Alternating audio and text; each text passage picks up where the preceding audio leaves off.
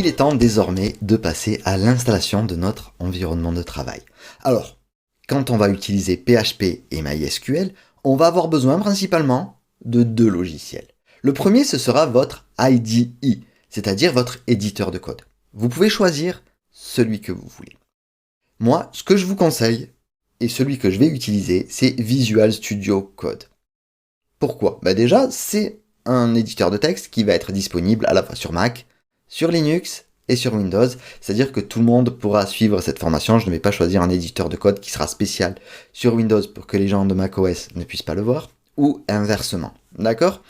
Alors, on va utiliser Visual Studio Code, vous allez sur votre navigateur préféré et vous tapez dans votre barre de recherche Visual Studio Code. Il va falloir faire attention à ne pas choisir Visual Studio, qui de 1 est disponible que pour Windows et qui est fait pour le développement en .NET, c'est-à-dire en C++. Nous, on va choisir Visual Studio Code, qui va nous permettre d'utiliser à la fois HTML, CSS, JavaScript, PHP, Dart et bien d'autres langages comme Java, etc. Ce que vous allez faire, une fois que vous êtes sur votre Visual Studio Code, vous allez choisir évidemment ce que vous utilisez, si vous utilisez Mac, Windows ou Linux. Vous voyez que ici, vous allez pouvoir choisir Mac, Windows ou Linux. De base, on va vous mettre le système d'exploitation qui correspond à la machine. Vous allez choisir aussi la version stable. Vous n'avez plus qu'à la télécharger et à l'installer. Une fois que vous avez fait ceci, vous allez pouvoir gérer et installer des extensions qui vont être assez simples pour pouvoir utiliser au mieux la formation. Et on va ouvrir Visual Studio Code. Donc, vous ouvrez votre Visual Studio Code et ici, on va aller dans les extensions. Donc, vous voyez ici ces 4 petits carrés. Ouais, juste là. Là où il y a écrit extension. Vous allez cliquer sur extension et vous voyez que moi, j'en ai déjà installé pas mal.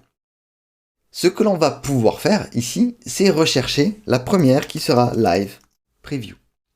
Ce Live Preview appartient à Microsoft et c'est une extension qui va vous permettre de voir votre code en direct. Ça, c'est quand on utilise principalement HTML, CSS ou JavaScript, mais on ne va pas voir forcément les différences en PHP. C'est pas forcément utile de l'ajouter, mais moi, je préfère toujours l'avoir sur ma machine. Ensuite, on va aller taper dans la recherche d'extension PHP. Dans votre recherche PHP, vous allez pouvoir choisir par exemple le PHP, l'extension de votre choix. Moi, ce que je prends ceci, pourquoi? Pour avoir un support PHP qui va pouvoir nous permettre de débugger, formater, avoir des fixes de code, etc. D'accord? Et j'en ai un autre qui est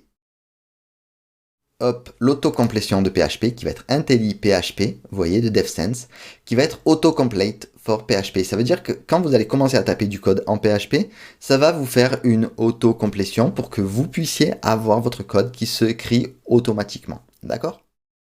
Ouais, super. Donc voilà pour l'installation de Visual Studio Code. On a un deuxième logiciel à télécharger, c'est XAMPP, et on fait ça dès la prochaine vidéo.